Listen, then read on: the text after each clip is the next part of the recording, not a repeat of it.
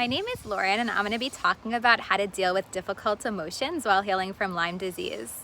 A friend sent me a quote by Jon Kabat-Zinn: "You can't stop the waves, but you can learn to surf." And it quickly became one of my favorites. We're all hit with waves while healing from a chronic illness, and staying present and learning to surf can be really challenging.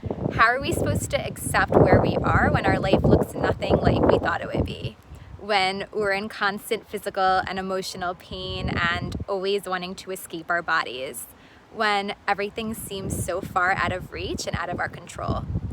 I believe that we have two choices. We can resist and feel sorry for ourselves and dwell on everything going wrong and wish it were different. Or we could acknowledge that this is not where I want to be, accept that these are my current circumstances, and create a space for self-love and compassion as we navigate that. So we can't control the waves, but we can better learn how to deal with everything thrown at us. So I do this by acknowledging all the emotions that come up, the good and quote-unquote bad, unpleasant ones like grief, anxiety, frustration, anger. Emotions are energy in motion, and they're meant to be felt and pass through us, not to be stuck and suppressed inside.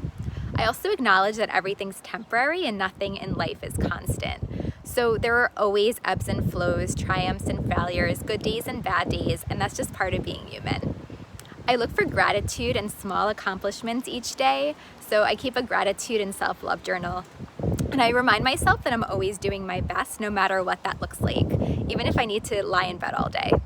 I also accept support from others if and when I need it, emotionally, physically, financially.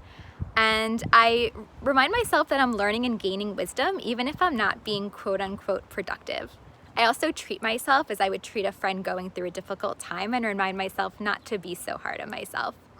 I also focus on the things I can control. So I can't control flare-ups of symptoms, pain and energy levels, what others say to me or how they act towards me. But what I can control is my perspective on a situation, how I talk to myself, and asking myself what I need in the moment, setting boundaries, and not taking things so personally.